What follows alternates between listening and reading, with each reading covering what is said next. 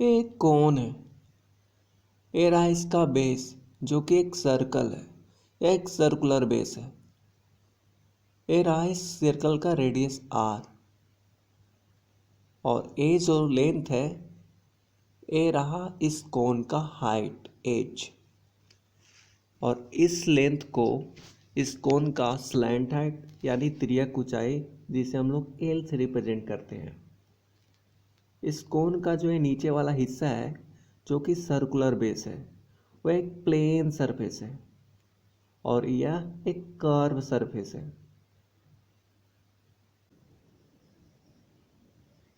इस कोन का curve surface area बराबर होता है pi into radius of circular base into slant height of a कोन।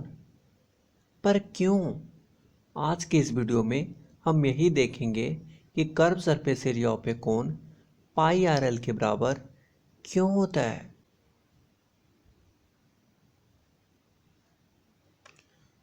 तो चलिए हम एक कोन लाते हैं। ये रहा एक छोटा सा कोन। अब हम इस कोन को इसके शीर्ष से एक चाकू की हेल्प से काट लेते हैं।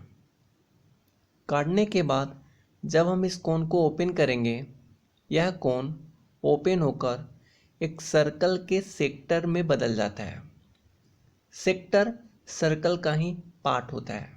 तो चलिए अब हम इस सेक्टर के रेडियस और इसके आर्क का लेंथ कितना होगा वो पता करते हैं।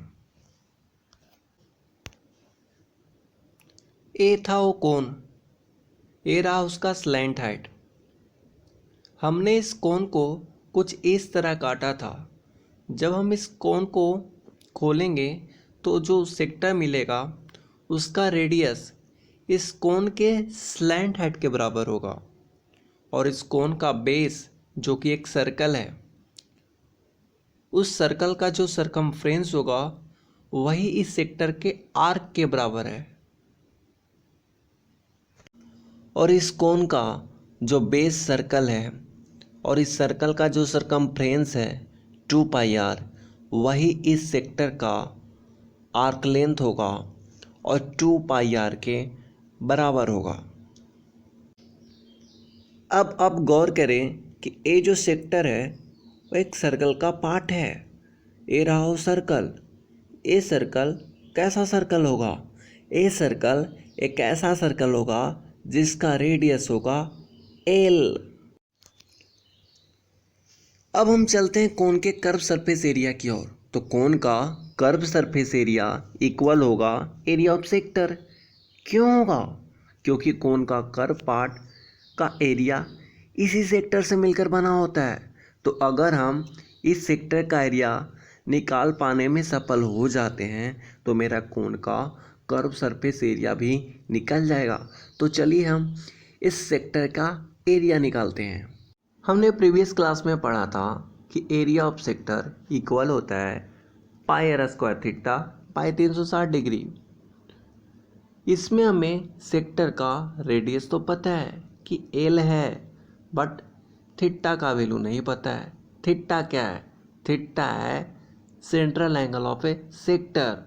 तो सबसे पहले हम इस थीटा का वैल्यू फाइंड करेंगे। ओ कैसे निकलेगा? हम गौर से देखें तो हमें सेक्टर का आर्क लेंथ गिवन है जो कि है 2 पाई आर। चूँकि सेक्टर का आर्क लेंथ का फॉर्मूला होता है pi are theta by 180 degree जो कि इक्वल है 2 पाई आर का। पाई आर, आर यानी रेडियस तो रेडियस हमको कितना गिवन है? एल।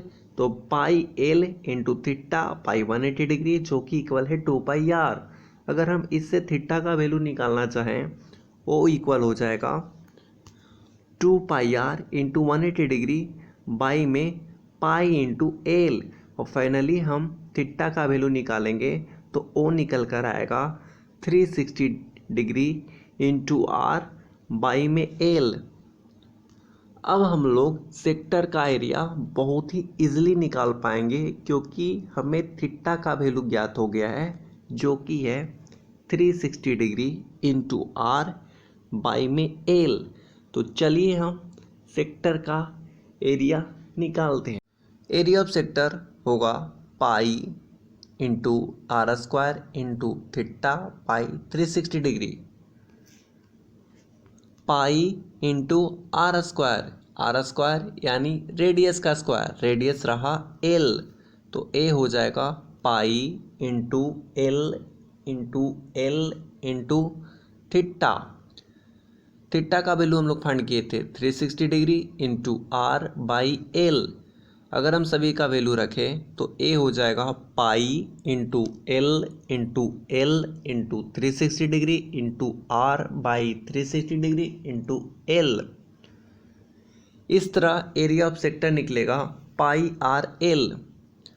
और हाँ, ये बात हम पहले ही क्लियर कर चुके हैं कि एरिया ऑफ सेक्टर होगा curve surface area of cone.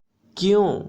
एक बार मैं फिर से बता दूं कि ये जो सेक्टर है, इसी सेक्टर से कोन का कर्व पार्ट का निर्माण हुआ है, इसलिए इन दोनों का एरिया इक्वल होता है।